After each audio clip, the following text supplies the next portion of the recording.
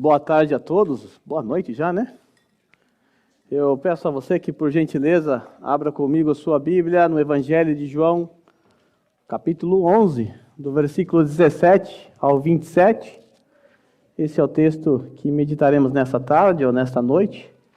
Texto que trata ainda acerca da ressurreição de Lázaro, apesar de não tratar hoje da ressurreição propriamente dito. Antes da leitura, eu quero que você abaixe sua cabeça. Vamos a Deus em oração nesse momento. Amém. Vamos à leitura. Diz assim a palavra do Senhor. Quando Jesus chegou, encontrou Lázaro já sepultado havia 4 dias. Ora, Betânia ficava a mais ou menos 3 quilômetros de Jerusalém. Muitos dos judeus vieram visitar Marta e Maria a fim de consolá-las por causa do irmão.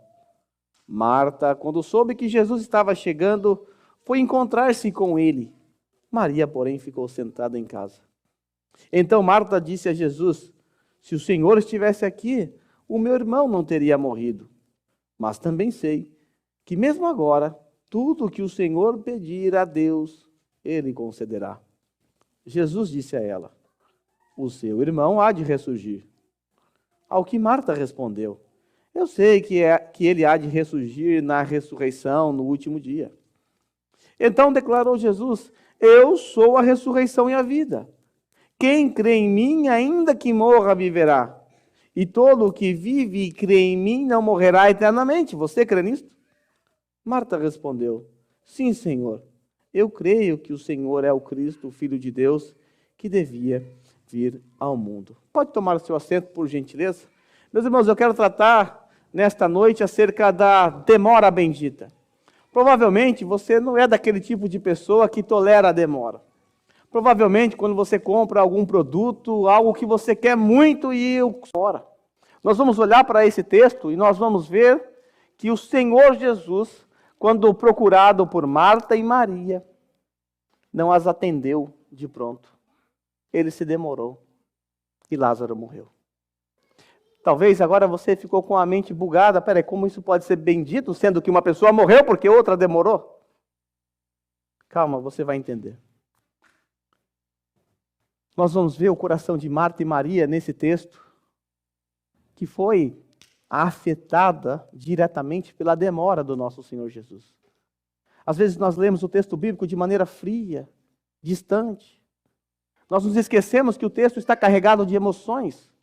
Há um luto no nosso texto. E nós não podemos desconsiderar isso.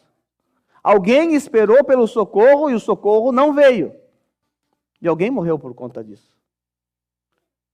Imagine uma cena hipotética, uma história hipotética. Vamos supor que o seu filho está muito enfermo, mas muito enfermo mesmo. Você já levou em todos os médicos aqui no Japão e o akaranai foi a palavra que você mais ouviu. Não sei o que seu filho tem. Não entendo. Não sei o que está acontecendo com ele. Passou por todos os médicos e nada, e seu filho indo de mal a pior, a coisa vai piorando cada vez mais à medida que o tempo vai passando.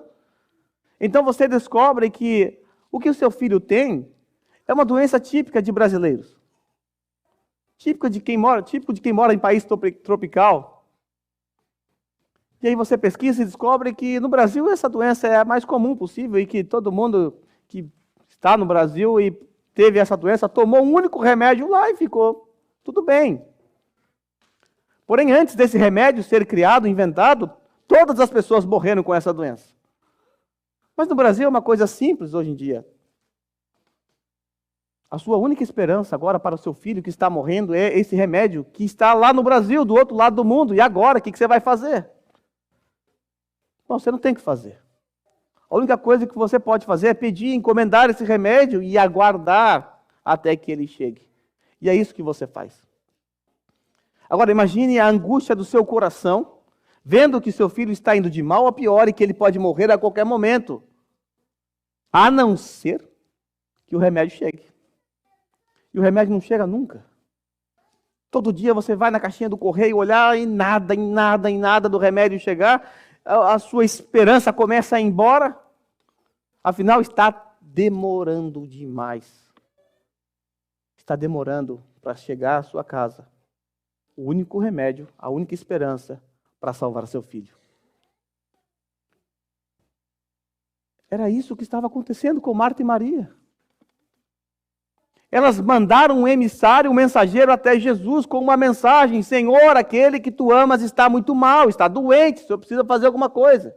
É urgente. Do contrário, elas não incomodariam o nosso Senhor. Agora imagine a angústia. À medida em que o tempo foi passando, Lázaro foi piorando, Lázaro morreu. E cadê Jesus? Que era tão amigo de Lázaro. Por que Jesus se demora? Por que Jesus não foi imediatamente ao encontro do seu grande amigo para salvá-lo? Por que Jesus não o curou à distância, como fez lá no capítulo 4, quando curou o filho do oficial? Jesus não fez nada. Se demorou a agir e não agiu. Marta e Maria colocaram todas as suas esperanças na pessoa de Jesus, porque elas conheciam muito bem Jesus.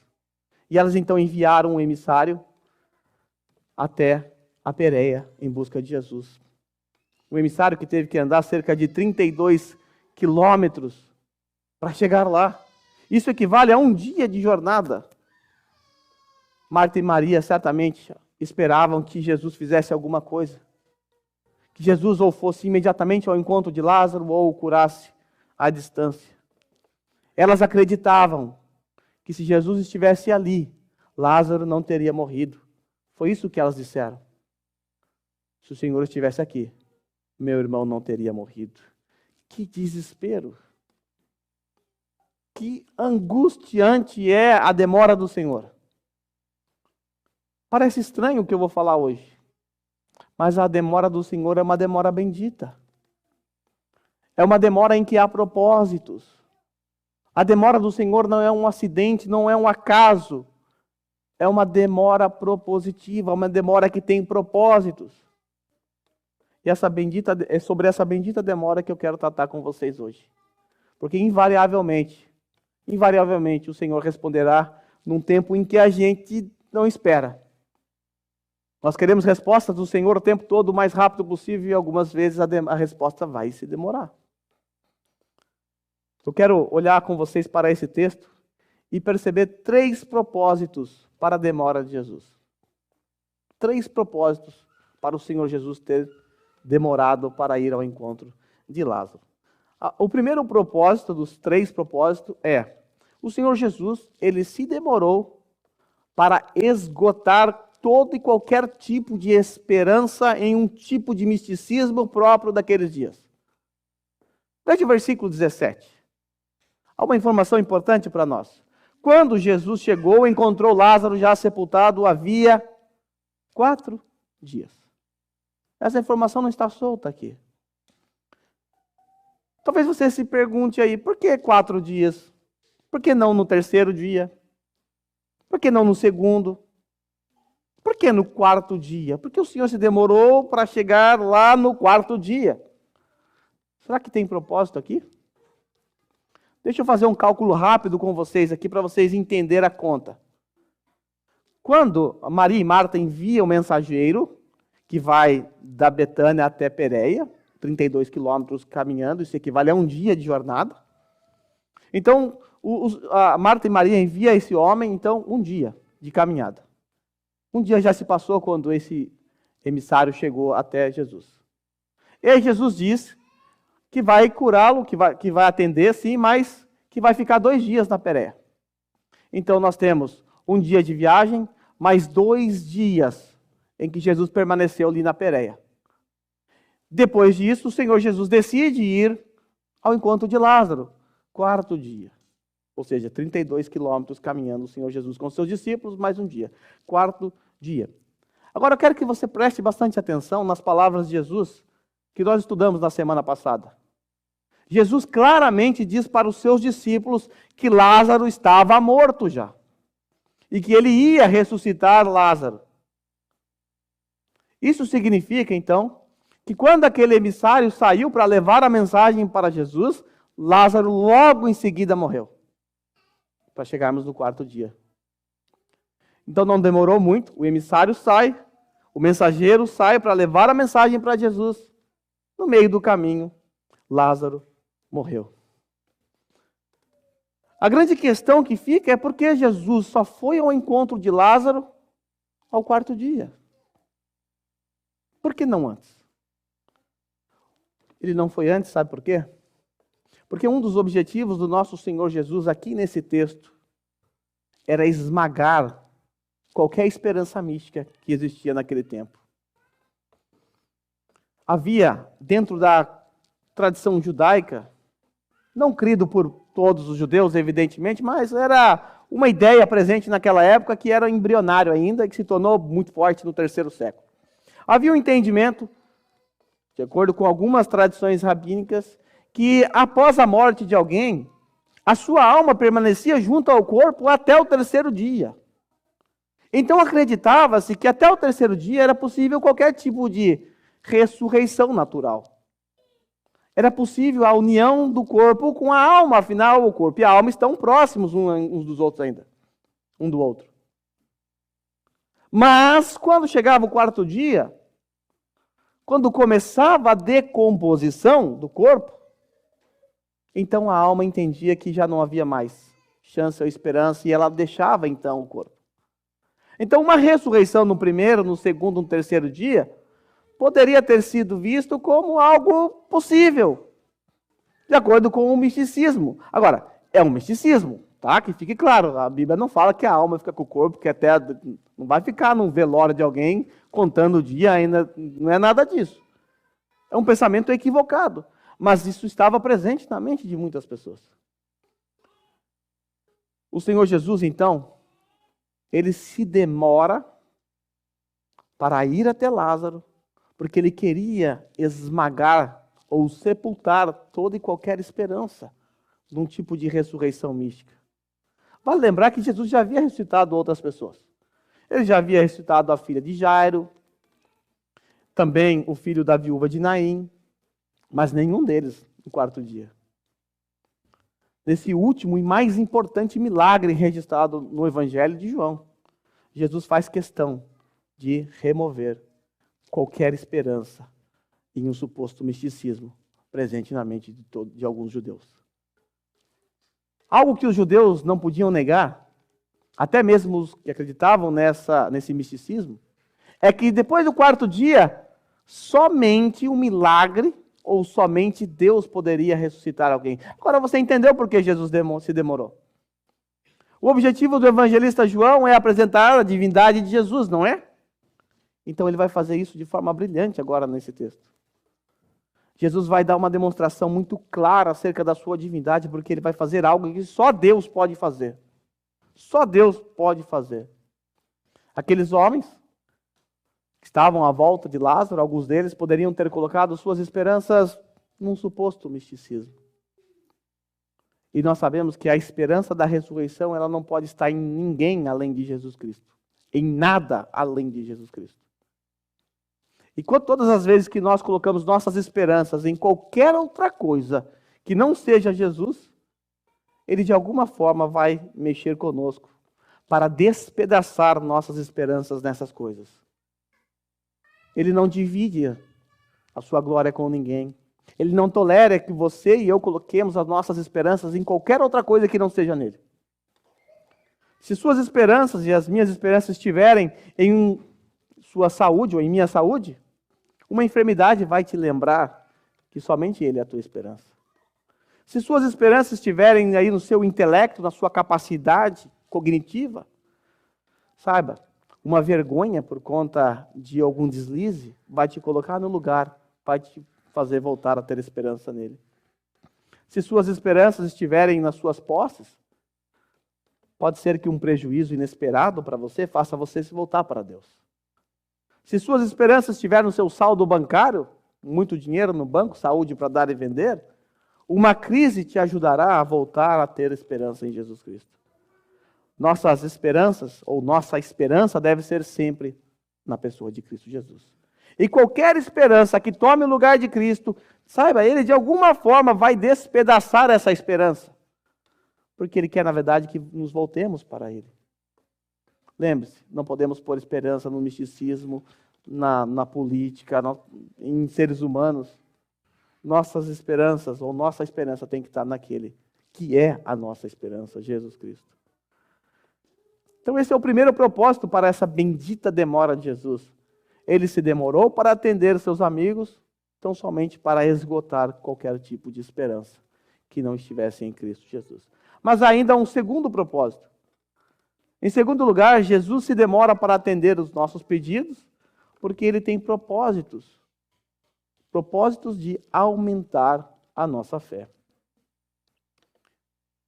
Veja aí o versículo do 21 ao 32, do 18, 21, depois 32. Esse é o segundo propósito.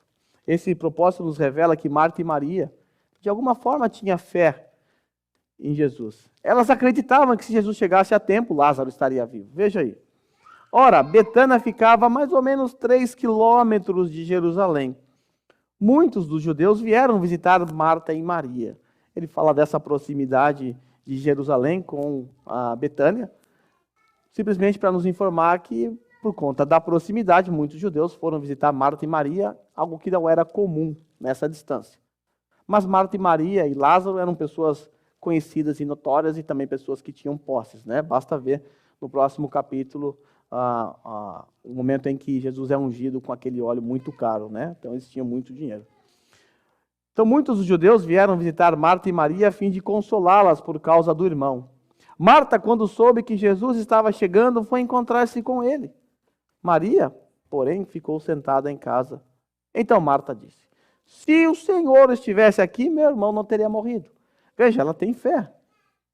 Ela tem esperança. Ela acreditava que se Jesus realmente estivesse ali, Lázaro não teria morrido.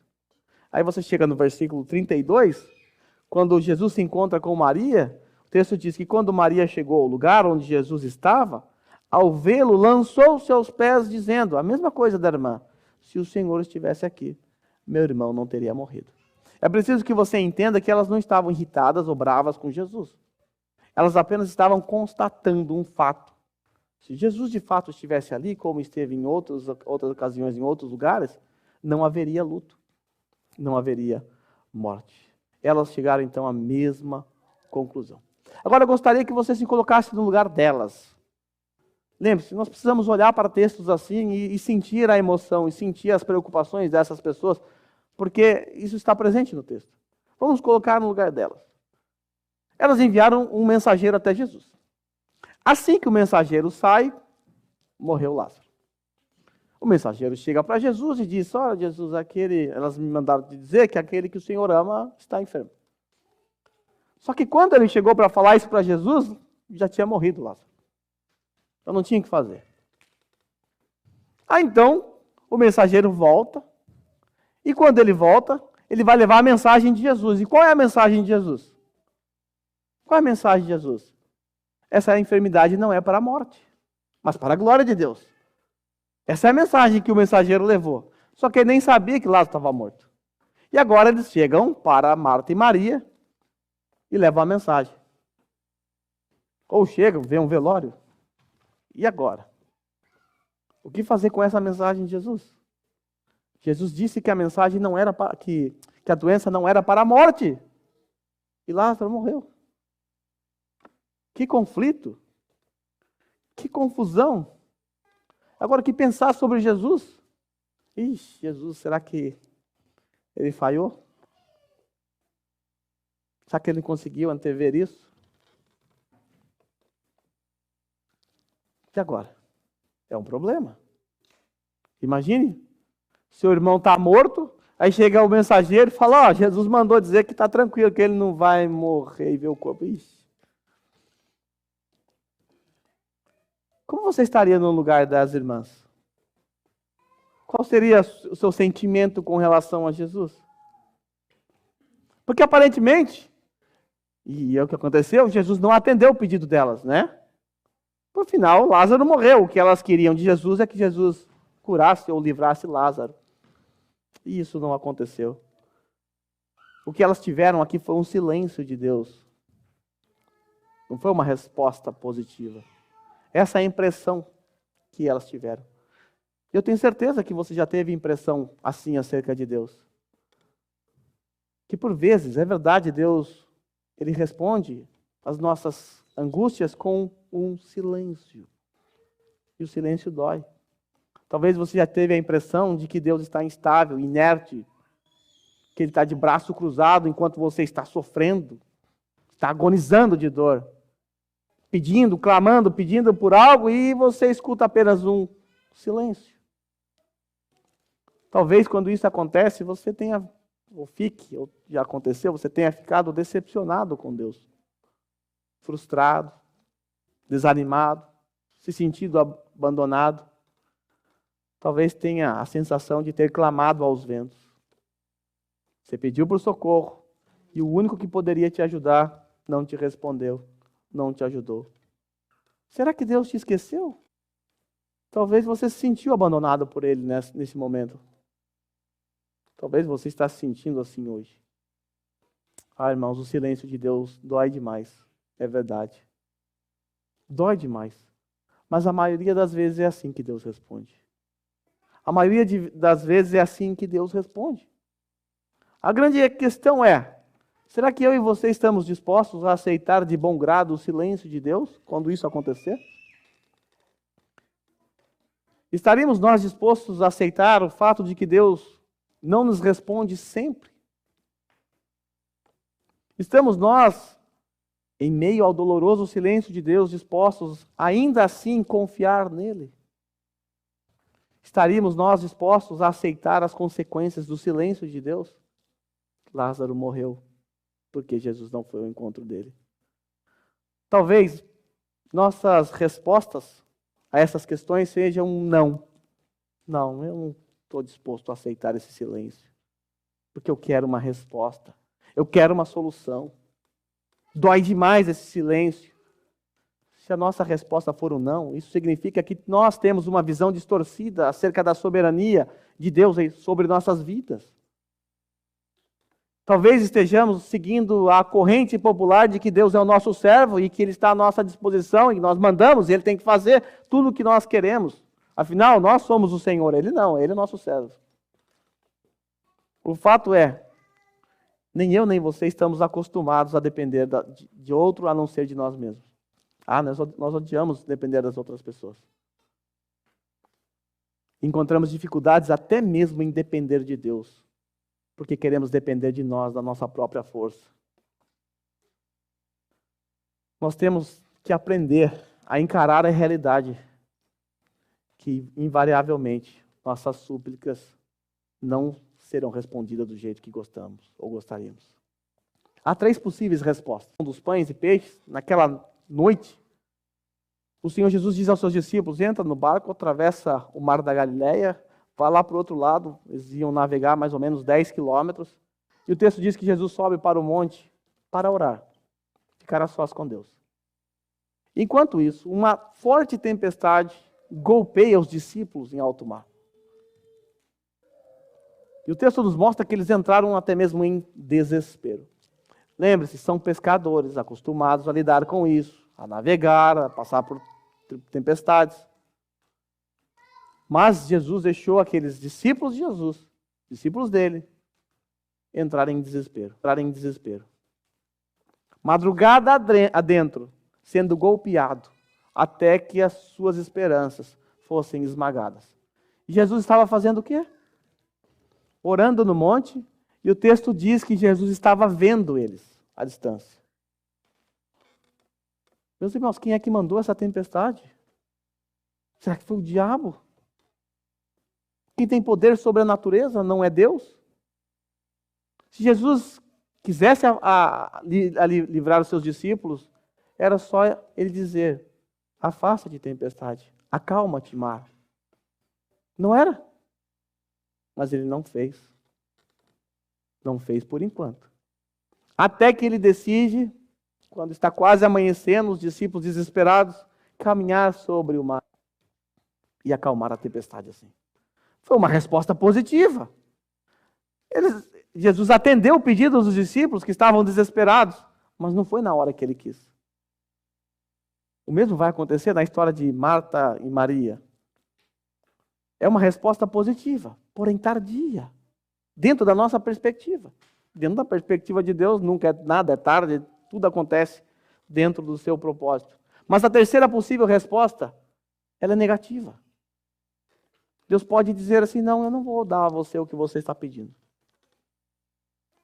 Tá vendo? Nós não nos ajudamos nos nossos pedidos, né?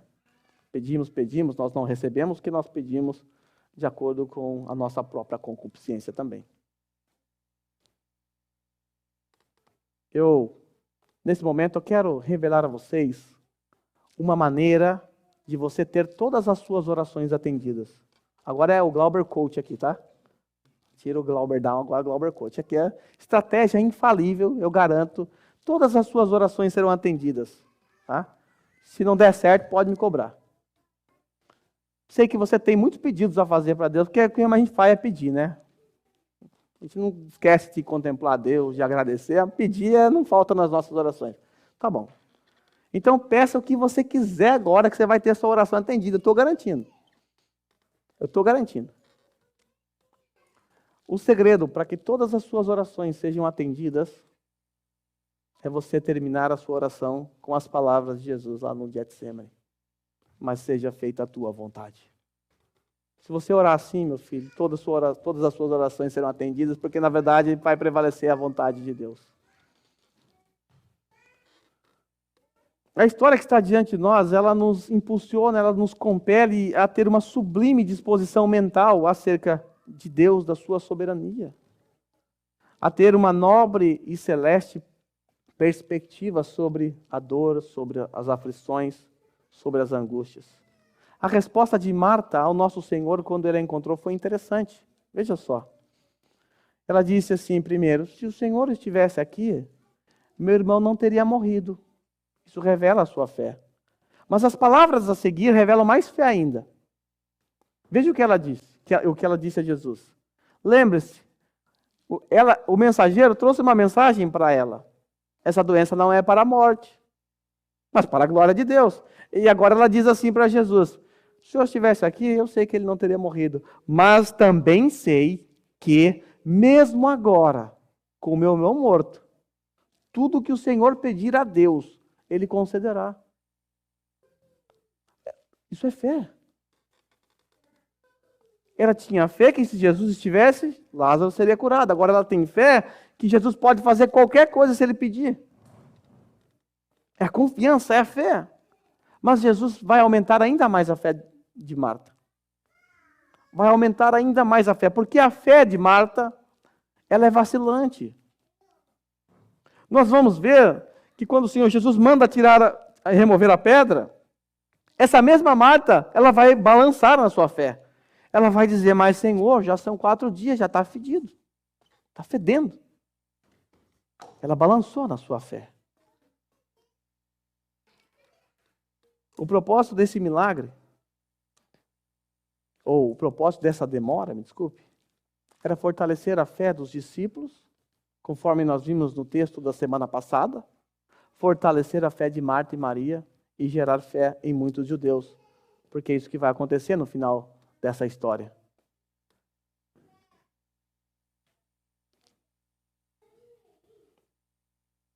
Com o milagre da ressurreição de Lázaro, então, o Senhor Jesus vai aumentar a fé daqueles que estavam à sua volta.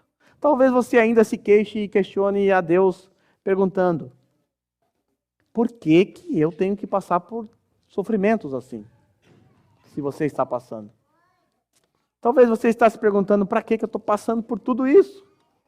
A verdade, meus irmãos, é que nem sempre nós encontraremos respostas para nos ancorar nelas. Nem sempre nós encontraremos uma luz em meio a essa escuridão. Precisamos ter em mente que nos fazendo se voltar para Ele. Senhor, eu não sei o que vais fazer diante da terrível situação em que eu me encontro agora. Mas eu sei em quem tem crido. Está difícil, mas eu sei em quem tem crido. Sei que tudo podes e pode mudar toda e qualquer situação, inclusive a minha. O Senhor pode reverter, porque o Senhor tem poder. Então, Senhor, clamo a Ti, confiando que podes me ouvir. Sei que podes me ouvir.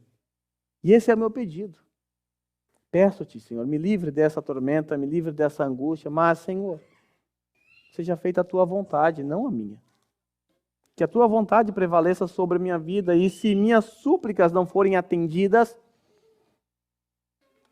ainda assim continuarei te amando. Ainda assim continuarei confiando no Senhor de todo o meu coração, pois não há outro Deus em quem posso crer.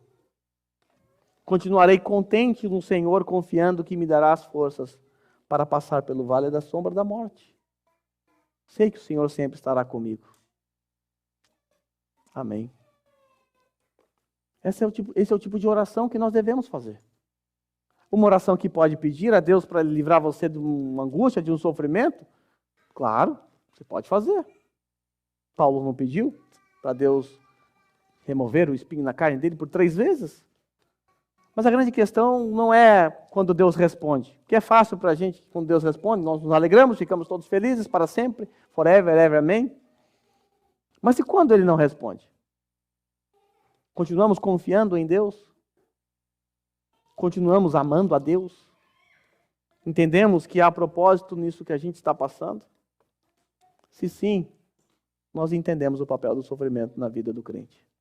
Se não, nós precisamos olhar para as Escrituras, olhar para os atributos de Deus, sobretudo para o atributo de soberania. Sobretudo para o atributo de soberania, porque Ele é soberano. E tudo é feito de acordo com a vontade dEle, não de acordo com a nossa. Irmãos, nós já vimos que a demora de Deus é bendita por, em primeiro lugar, a dissipar de nós toda e qualquer esperança que não seja na pessoa de Cristo. Em segundo lugar, ela é bendita porque a tribulação, as lutas, o sofrimento aumentam a nossa fé. Em terceiro e último lugar, a demora é bendita porque a demora também revela no final, de forma gloriosa, o poder de Deus. Terceiro ponto, então. Versículo do 23 ao 27. Jesus disse a ela, a Marta, né? O seu irmão há de ressurgir. Ao que Marta respondeu, eu sei que ele há de ressurgir na ressurreição no último dia. Era uma crença comum entre os judeus. Os fariseus também acreditavam nisso, na ressurreição. Ela está aqui falando para Jesus que acredita que ele vai ressurgir no último dia. Isso é verdade. Mas será que era essa ressurreição que Jesus estava falando? Nós vamos perceber que há as duas coisas aqui. A resposta de Jesus nos levará a crer nessas duas verdades.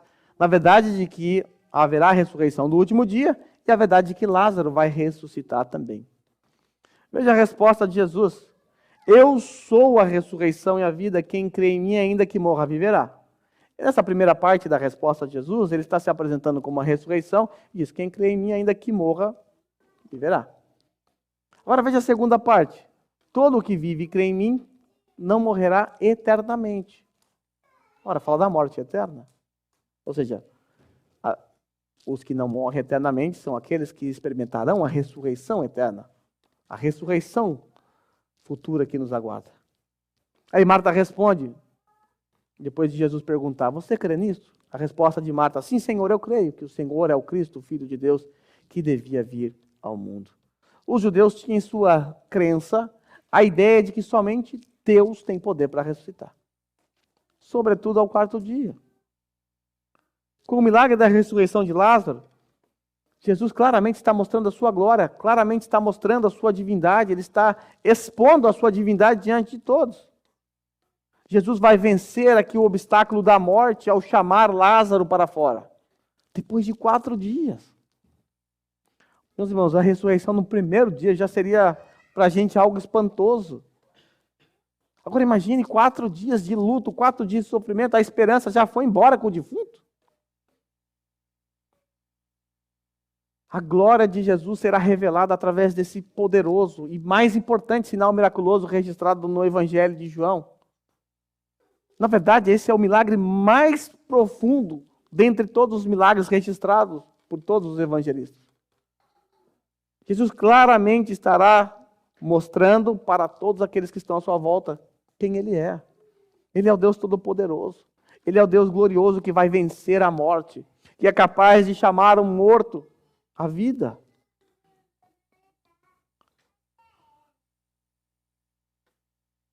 Fica-nos evidente, irmãos, que no texto e em toda a palavra de Deus, a glória de Deus sempre está em voga. Sempre está em voga. Tudo que Deus faz para a sua própria glória. Você pode perceber isso ao longo das Sagradas Escrituras. Pode ler a sua Bíblia na sua casa. Inclusive, a Bíblia é um livro legal, acho que vale a pena ler. Você vai ver a glória de Deus exposta claramente em muitas histórias. Eu vou apenas citar uma que você conhece muito bem, na travessia do Mar Vermelho. É uma história intrigante. Lembra que o povo estava lá no Egito por 400 anos e de repente Deus envia um libertador, Moisés, com uma promessa de que vai libertar o povo da escravidão. Que maravilha, quem quer viver escravo? Uma promessa boa. Então o povo está saindo do Egito, caminhando de forma triunfante, conforme o próprio texto em Êxodo diz, indo rumo à liberdade. A mil maravilha, tudo perfeito, tudo se cumprindo, o que Moisés falou é verdade. De repente, eles se deparam com o mar à sua frente. E agora? Como resolver esse problema? Peraí, mas não foi Deus que havia dito que ia libertar o povo? E agora o povo está encurralado diante do mar, vai fazer o que agora? Para piorar a situação ou para remover qualquer tipo de esperança mundana, eles começam a ouvir os cavalos do faraó se aproximando, as carruagens chegando, e eles vão morrer, lógico. O faraó vai matar todo mundo, eles estão indo embora, estão saindo, fugindo. Mas não foi Deus que mandou Moisés libertar o povo? Agora eles serão pegos e mortos pelos egípcios. E agora? Que desespero. Veja o quanto isso foi desesperador para eles. Diz assim a palavra: levou todos os carros de guerra do Egito, todos os carros de guerra. O faraó foi com toda a sua tropa, com toda a sua força, para acabar, aniquilar com aqueles escravos. E o texto diz, inclusive 600 dos melhores desses carros, os melhores tanques de guerra da época, cada um com um oficial no comando, e cada oficial certamente com inúmeros soldados à sua disposição. Já era. Mar na frente, Egito, as tropas do Egito vindo atrás, acabou para eles.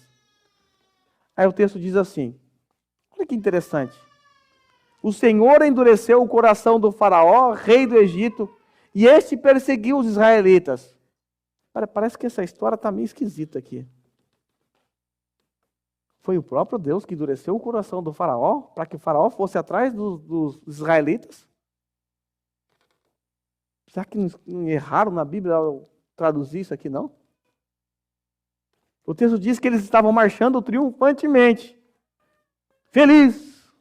Mas o Senhor estava lá endurecendo o coração de Faraó. E Faraó se arrepende de ter deixado o povo sair. E o texto diz então que os egípcios, com todos os cavalos e carro de guerra do Faraó, os cavaleiros e a infantaria, ou seja, tropa de elite, saíram em perseguição aos israelitas e os alcançaram quando estavam acampados ao mar. Agora Faraó atrás, o mar à frente. Diante dessa situação, os israelitas, no versículo 10, se mostram aterrorizados. E começam a reclamar com Moisés. Eles sabiam que iam morrer. Eles disseram assim, Moisés, foi por falta de túmulo no Egito que nos trouxe para morrer no deserto? Será que não tinha túmulo suficiente lá para nós, não? O que você está fazendo conosco? Tirando-nos de lá, por que você nos tirou de lá? Já tínhamos dito para você nos deixar lá em paz. Olha o que eles falaram para Moisés. Seremos escravos no Egito. Antes de ser escravo dos egípcios, do que morrer, antes de ser escravo dos egípcios, do que morrer no deserto. É melhor ser escravo, porque vou morrer agora. Está tudo dando errado. Algo semelhante ao que a gente viu aqui na história, é uma promessa. Essa doença não é para a morte. E a morte chegou. Deus disse, Israel será liberto. Moisés falou isso para o povo em nome de Deus. Está também tudo dando errado. Nada está dando certo. Mas por que Deus fez isso com o seu povo? Por que Deus endureceu o coração do faraó? Para que o faraó fosse atrás do seu próprio povo. Porque Deus moveu assim, dessa forma, o coração do faraó para persegui-los. Uma interrogação na nossa mente. Mas existe uma resposta.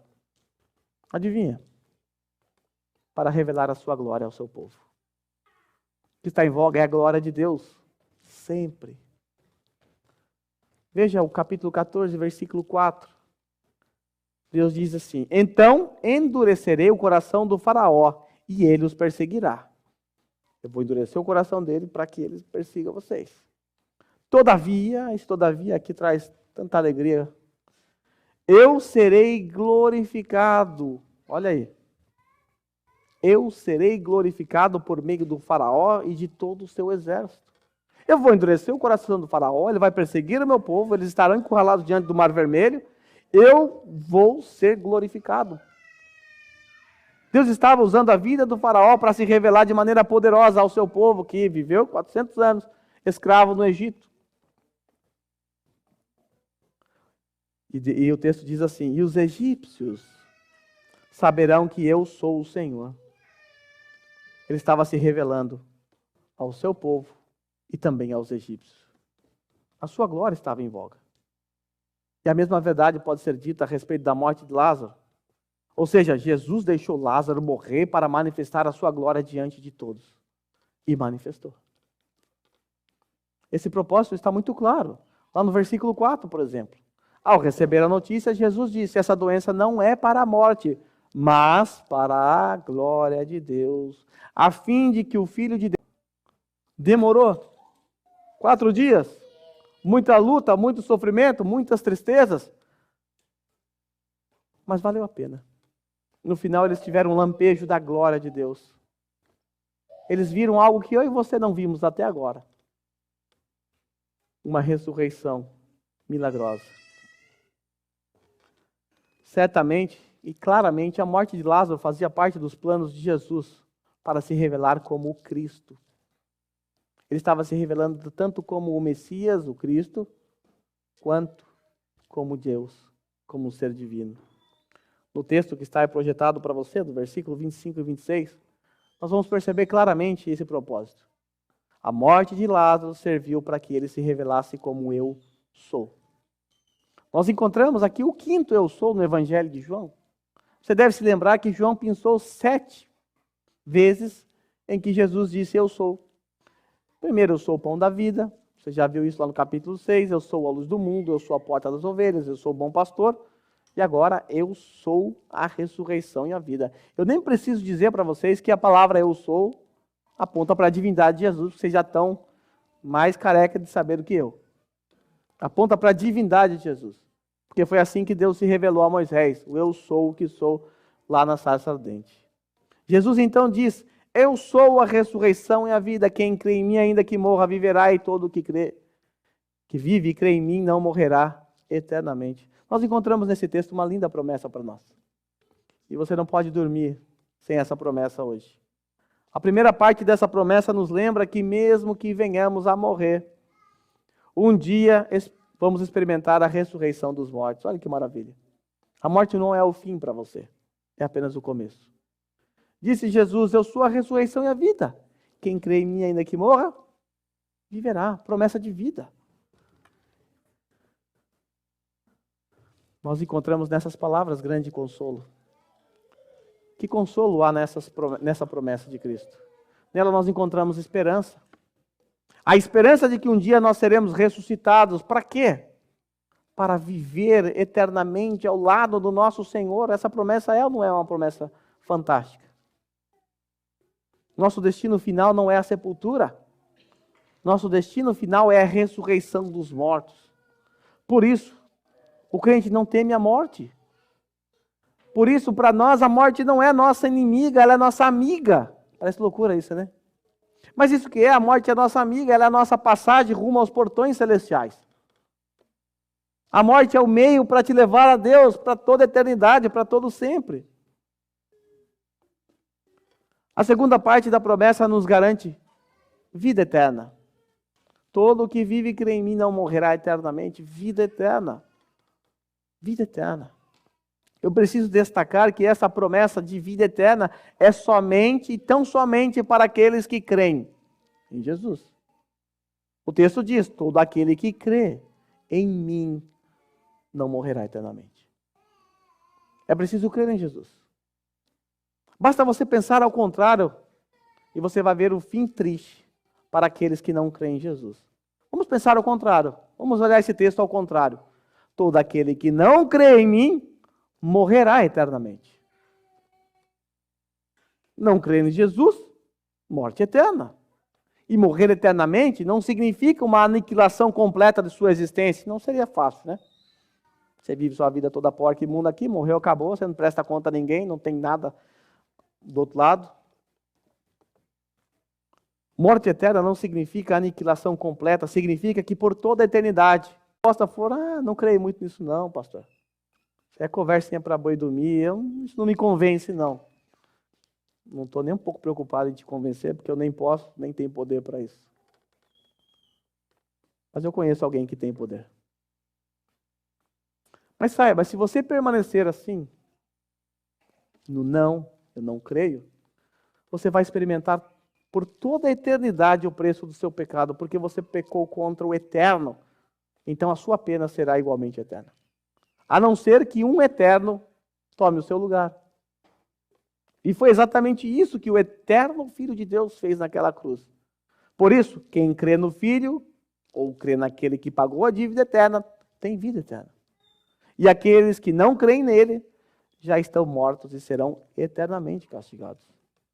Eu, então, como embaixador de Cristo, te suplico, arrependa-se dos seus pecados e reconcilie-se com Deus. Saiba, aquele que não cometeu pecado, se fez pecado por nós, por seus eleitos, para aqueles que se arrependem, para que nele, em Cristo Jesus, a justiça de Deus fosse satisfeita. Então, se você crê, você vai ver o poder e a glória de Deus se manifestando em sua vida, através de uma transformação na sua mente, no seu caráter. Você verá um milagre da ressurreição, você passará da morte para a vida e como consequência disso, ganhará a promessa de vida eterna e de ressurreição futura. Se você crer nele, encontrará a paz que o mundo não pode te dar. Encontrará nele o prazer e um propósito de vida. Para concluir, a doutrina da ressurreição dos eleitos funciona como um combustível que nos impulsiona a encontrar em Cristo o contentamento, principalmente em meio às aflições. Nós estamos no trecho onde Marta e Maria estão passando por uma terrível perda. Seu irmão morreu, muita dor, muito sofrimento, muito desespero, angústia, e Jesus aparece para consolar Marta. E ele consola com a doutrina da ressurreição dos mortos. Com a ressurreição dos mortos. Seu irmão vai ressurgir. Eu sou a ressurreição à vida. Quem crê em mim, ainda que morra, viverá. Paulo fez a mesma coisa lá na sua segunda carta, aos Coríntios, no capítulo 4. Lá no versículo 7, a partir do versículo 8. De todos os lados somos pressionados, mas não desanimados. Ficamos perplexos, mas não desamparados. Somos perseguidos, mas não abandonados, abatidos, mas não destruídos. Trazemos sempre em nosso corpo o morrer de Jesus, para que a vida de Jesus também seja revelada em nosso corpo. Pois nós, que estamos vivos, somos sempre entregues à morte por amor a Jesus, para que a sua vida também se manifeste em nosso corpo mortal. De modo que em nós atua a morte, para que em vocês a vida. Veja, esses irmãos que estão passando por tribulações aqui, o qual Paulo está citando, inclusive eles estão passando por tribulações por conta do versículo 7. Ele diz que nós temos, os crentes, um tesouro em vaso de barro. Quando você olha para o contexto desse tesouro, você vai ver que é a pessoa de Cristo, que é o Santo Evangelho, e etc. Então eles estavam sendo perseguidos por conta do que eles anunciavam, por conta do que eles criam. Está escrito, criei, por isso falei. Com esse mesmo espírito de fé, nós também cremos e por isso falamos. Então é por conta do que eles estavam anunciando, o santo, glorioso Evangelho de Jesus Cristo. Falamos porque sabemos que aquele que ressuscitou o Senhor Jesus dentre os mortos também nos ressuscitará com Jesus. Veja aqui a doutrina da ressurreição. Estamos passando por tribulações, perseguições. Estão tentando nos matar. Mas nós vamos continuar falando. Olha a esperança aqui. Falamos porque sabemos que aquele que ressuscitou Jesus dentre os mortos também vai nos ressuscitar. Ou seja, se nos matar, estamos em paz. Se tirarem a nossa vida, está tudo tranquilo. Porque ele nos ressuscitará também com Jesus e nos apresentará com vocês. E aí ele vai falar para eles que estavam passando por perseguições. Tudo isso é para o bem de vocês. para que a graça que está alcançando um número cada vez maior de pessoas faça que transbordem as ações de graças para a glória de Deus. Para o bem de vocês. Veja, a doutrina da ressurreição impulsiona você a confiar em Deus, porque traz para você uma esperança. E aí Paulo continua, por isso não desanimamos. Por conta dessa ressurreição, por conta da glória de Deus, por conta do santo evangelho, ao qual não podemos nos calar, por isso nós não desanimamos. Embora exteriormente estejamos a desgastar-nos, interiormente estamos sendo renovados dia após dia, pois o nosso sofrimento, leves e momentâneos, estão produzindo para nós uma glória eterna. Uma glória eterna que pesa mais do que todos eles. Assim, fixamos os nossos olhos não naquilo que se vê, mas no que não se vê, pois o que se vê é transitório, mas o que não se vê é eterno. Aqui fica uma dica, um conselho de Paulo para nós. Olhar para aquilo que é eterno. Porque nós encontramos nisso uma glória eterna. Bem, irmãos, meu tempo já está indo embora. Eu quero nesse momento cantar com vocês, junto com os irmãos, a música Deus que adoramos. Nós vamos nesse momento louvar ao Senhor, o Deus criador dos céus e da terra. Nós vamos louvar o Deus que tem poder em suas palavras e que reina com toda a autoridade. Nós vamos louvar o Deus, o adorando. Nós cremos que a voz de Deus é tão poderosa que até o vento obedece. Nós cremos que a sua palavra é suficiente para os mortos levantar. É isso que nós vamos cantar. E nada é como Ele. Ele é o grande eu sou. Jesus é o Senhor que nós adoramos. Ele é o Todo-Poderoso e Soberano. Ele é grande, Ele é rico em misericórdia. Ele tem poder para salvar. Esse é o Deus que nós adoramos. Ele derrotou o pecado. Então, louvado...